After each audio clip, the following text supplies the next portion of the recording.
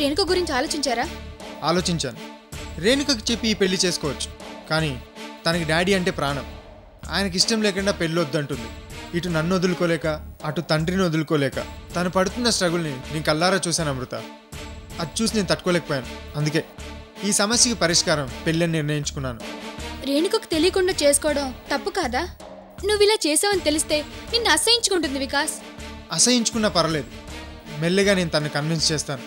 తను నా మాట వింటుంది, ఆ తర్వాత హ్యాపీయే కదా. వికాస్, పెళ్ళంటే మీ ఇద్దరు సంతోషం ఒకటే ముఖ్యం కాదు. మీ పెళ్లితో 2 కుటుంబాలు సంతోషంగా ఉండాలి. అది చాలా ఇంపార్టెంట్.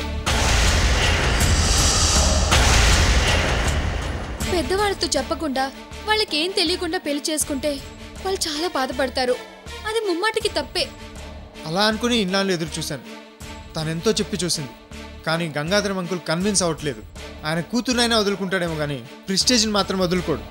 దానికోసం ఆయన ఏమైనా చేస్తాడు. అవసరమైతే నన్ను చంపడానికైనా వెనకాడు. ఆయనకు ఆ ఛాన్స్ ఇవ్వకూడదనే నేను ఈ డెసిషన్ తీసుకున్నాను. రేపు ఎలాగూ పెళ్ళి అయిపోతే కూతురు అల్లుడు విలువ తెలుసుకొని ఓ మెట్టు కిందుకు దిగుతాడు. తన ప్రిస్టేజ్ని వదులుకొని మా పెళ్ళిని యాక్సెప్ట్ చేస్తాడు. ఆ నమ్మకంతోనే ఇదంతా చేస్తున్నాను. నువ్వెంత చెప్పినా నేను కన్విన్స్ అవ్వలేకపోతున్నాను వికాస్. నువ్వే కాదు, సాగర్ కూడా ఇలాగే ఫీల్ అయ్యాడు. నీకు నిజం చెప్పనా, నేను ఇలా చేస్తున్నాను కానీ నన్ను నేనే కన్విన్స్ చేసుకోలేకపోతున్నాను. సరే, నేను అర్జెంటుగా వెళ్ళాలి, బాయ్. నిన్ను కూడా కన్విన్స్ చేయాలా? ఇదేం కనబరా బాబు. అసలు ఈ పెళ్లి విషయం చెప్పిన సాగర్ గారిని ఉతికేయాలి, యూజ్లెస్ ఫెలో. అమృత, కొంపదీసి ఈ విషయాలన్నీ రేణుకతో చెప్పవు కదా? నేను చెప్పినా తను నమ్మదు. ఎందుకంటే అది నీ మీద ఉన్న నమ్మకం. తను మిమ్మల్ని సీరియస్గా ప్రేమిస్తుంది. అందుకే ఇంకొకసారి ఆలోచించమని అడుగుతున్నాను. సారీ అమృత, నా నిర్ణయాన్ని మార్చుకోలేను. Okay, bye.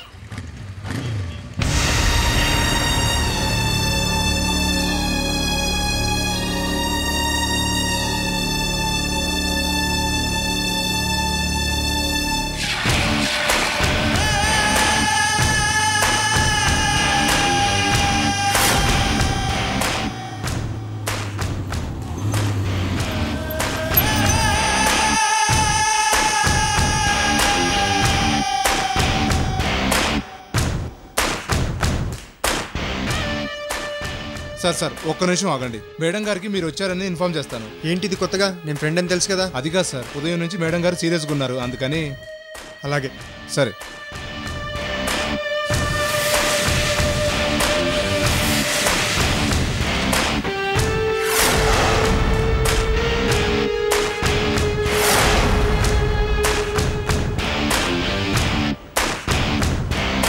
మేడం మీకోసం వికాస్ గారు వచ్చారు, పంపించమంటారా?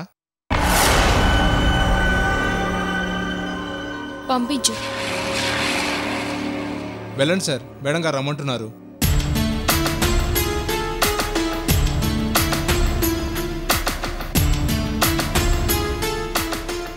హాయ్ రేణు.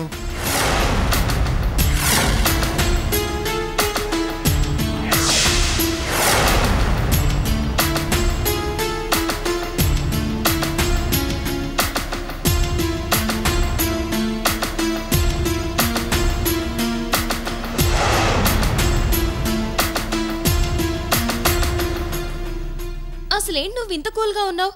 నీకేం టెన్షన్గా లేదా? ఉదయం నుంచి ఫోన్ కూడా లేదు. ఇవాళ ఎంత ఇంపార్టెన్సో తెలుసా? తెలుసు. తెలిస్తే నువ్విలా కూల్గా ఉండవు. ఈ రోజుతో నీకు ఇచ్చిన 1 వీక్ టైం అయిపోయింది. ఏం చేసావు? Any job, any business, at least planning చెప్పి ఏం చేసావు?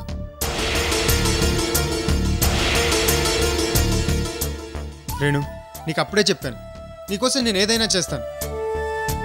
1 వీక్ టైంలో ప్రూవ్ చేసుకోమన్నావు, చేసుకున్నాను. అది చెప్పడానికే వచ్చాను. వికాస్, రియల్లీ? అవును రేణు.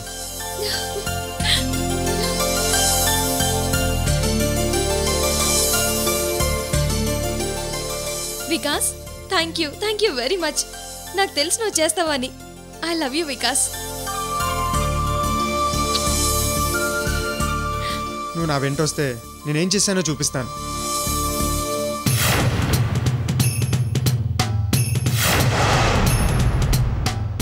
బైక్ ఇక్కడ ఉందంటే వికాస్ లోపలికి వెళ్ళి ఉంటాడు. రేణుకని టెంపుల్కి తీసుకెళ్తాడు. ఇప్పుడు ఎలా? రేణుకని ఎలా ఆపాలి?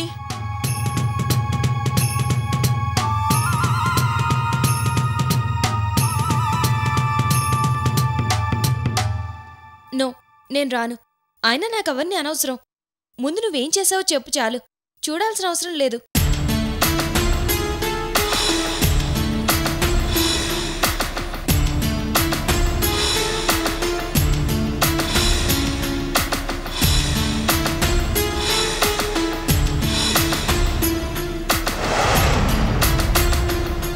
ఆలోచిస్తున్నావేంటి? చెప్పు. రేణు, మన ప్రేమని మీ డాడీ ఒప్పుకోలేదని చెప్పగానే నేను ఒక్కసారిగా షాక్ అయ్యాను. చాలా టెన్షన్ పడ్డాను. ఏం చేయాలో అర్థం కాలేదు.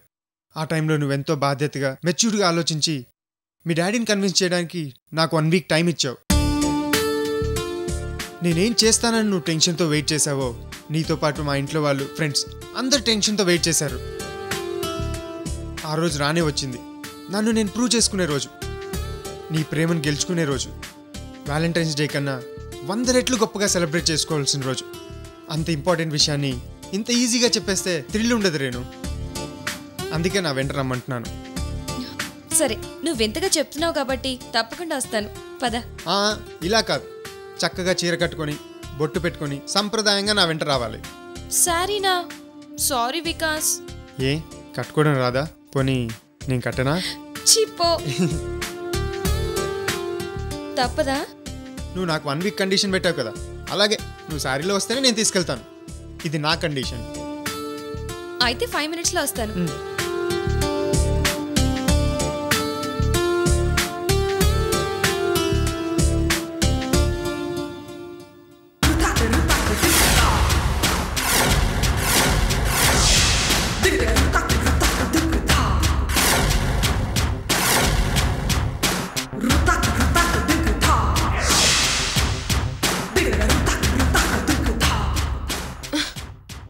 అయ్యో, టైం అయిపోతుంది. లోపలి వికాస్ ఏం చేస్తున్నాడు?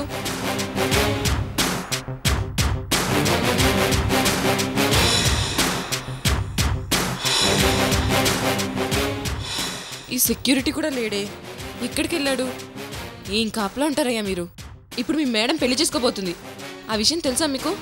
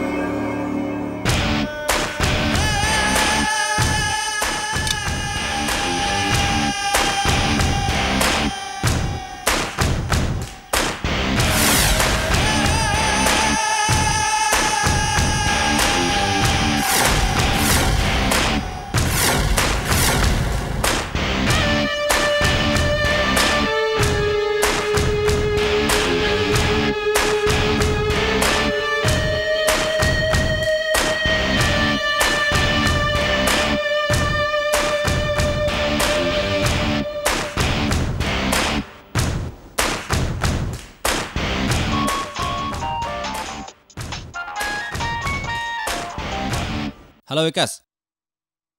చెప్పు. శేషు, రేణుకని తీసుకొచ్చేస్తున్నాను. అయిపోయింది రేణుక, నువ్వు అడ్డంగా మోసపోతున్నావే. నేనెంత మొత్తుకున్నా అటు మీ నాన్న నమ్మట్లేదు, ఇటు నువ్వు నమ్మట్లేదు.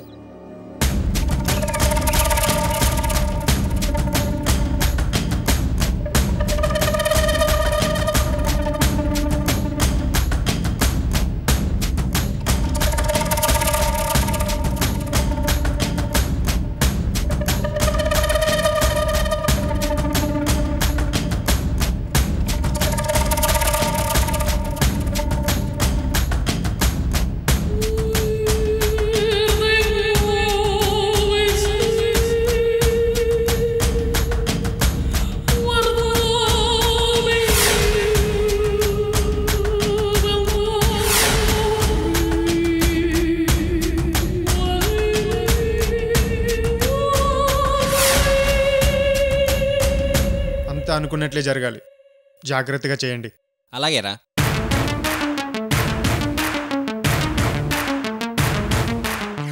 టైంకి వచ్చేస్తాం. తనని శారీలో రమ్మని చెప్పాను, అందుకే కొంచెం లేట్. అయినా నో ప్రాబ్లం. ఓకేరా. నేను చెప్పినట్టు జరిగితే అది అందరికీ పెద్ద షాక్ అవుతుంది. సరేరా, అలాగే చేద్దాం. మీరు మాత్రం నేను చెప్పినట్టు చేయండి. అలాగేరా. Okay, bye. వస్తున్నాడా? వచ్చేస్తున్నాడు. ఇక్కడ ఏ ముహూర్తం టైం అయిపోతుంటాను.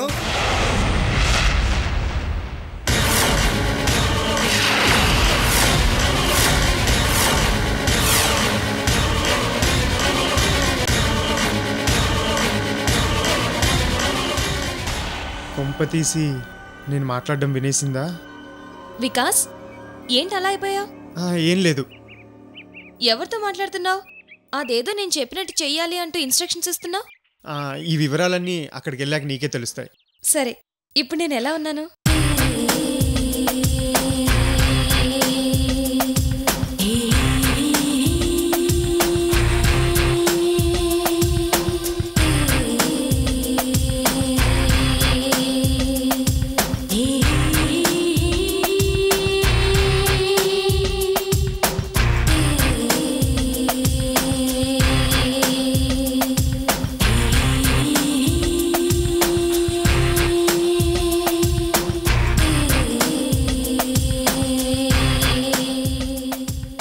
అజంతా ఎల్లోరా శిల్పం ఎదురుగా వచ్చి ఎలా ఉన్నాను అని అడిగితే ఏం చెప్పాలి?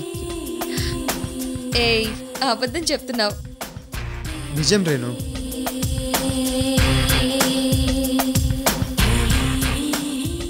అజంతా ఎల్లోరా శిల్పానికి చీర కడితే ఎలా ఉంటుందో అచ్చు అలానే ఉన్నావు. రియల్లీ? Thank you. వెళ్దామా? పద.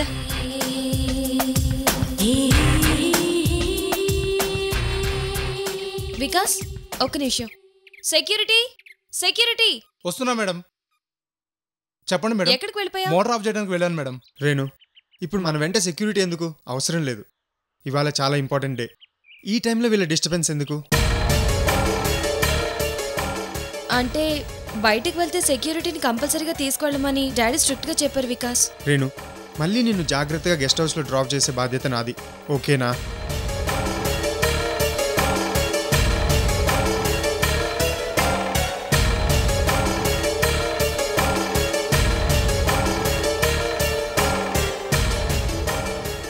సరే, నువ్వు చెప్పినట్టు మధ్యలో డిస్టర్బెన్స్ ఎందుకు? సెక్యూరిటీ, నేను 1 అవర్లో వచ్చేస్తాను. అలాగే మేడం.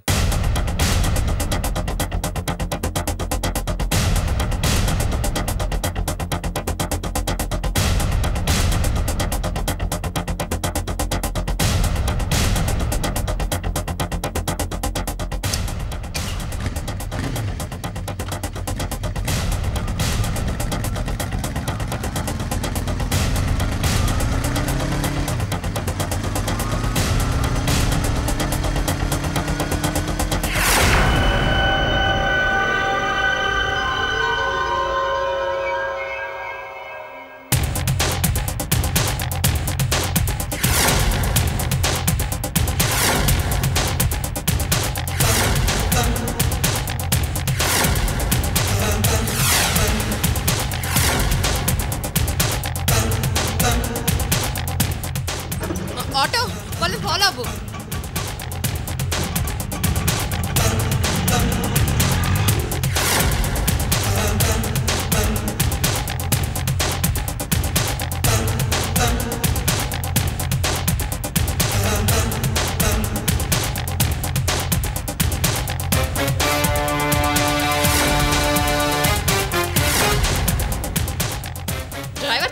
పోనీ.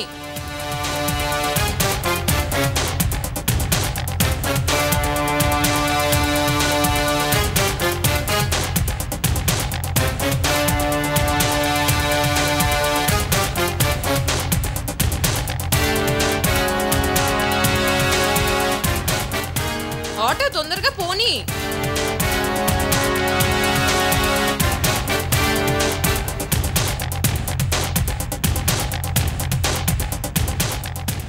అయ్యో టైం అయిపోతుంది. ఈ పెళ్లిని ఆపడం ఎలా?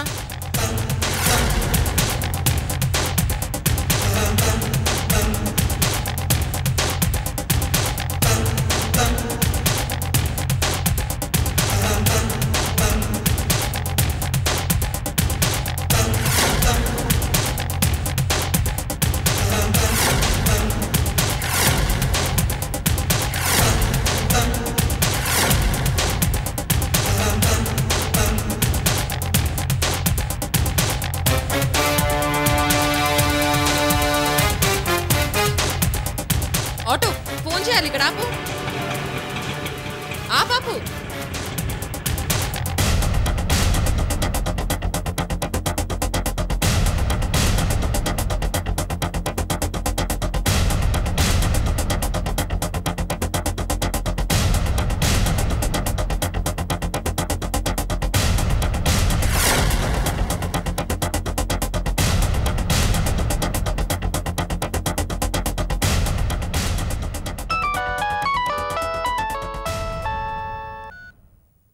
హలో హలో అంకుల్, నేను సుబ్బలక్ష్మిని. ఏంటమ్మా చెప్పు. ఇంకా ఏం చెప్పాలి అంకుల్, అంతా అయిపోయింది. వాట్? ఏమైందమ్మా? వికాస్ రేణుకని తీసుకుని టెంపుల్కి వెళ్ళిపోయాడు అంకుల్. నువ్వెక్కడి నుంచి ఫోన్ చేస్తున్నావు? గెస్ట్ హౌస్ దగ్గర నుంచే ఫోన్ చేస్తున్నాను అంకుల్. అలాగే నేను ఆలోచిస్తానమ్మా. ఇంకేం ఆలోచిస్తారు అంకుల్? మీరు ఢిల్లీ నుంచి ఎప్పుడు వస్తారు? పెళ్ళెప్పుడు ఆపుతారు? అది జరిగే పని కాదు. రేణుక జీవితం నాశనం అయిపోయింది అంకుల్.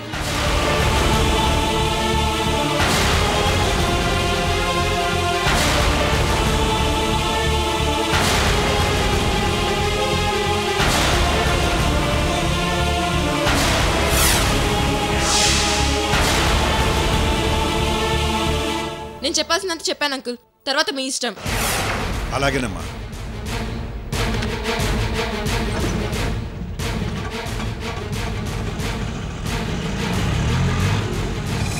ఏంటి సార్ ఇది? ఆ సుబ్బలక్ష్మి మొదటిసారి కాల్ చేసినప్పుడు మీకు అనుమానం రావాల్సింది, కానీ ఆలోచిస్తూ టైం వేస్ట్ చేశారు. పోనీ రెండవసారి అయినా పోలీసులకు ఇన్ఫార్మ్ చేద్దామంటే వద్దన్నారు. కానీ ఇప్పుడు పరిస్థితులు చేయి దాటిపోయే వరకు తెచ్చుకున్నారు. ఇప్పుడు ఆలోచించి ఏం లాభం సార్? అసలు మీరేం ఆలోచిస్తున్నారో నాకు అర్థం కావటం లేదు సార్.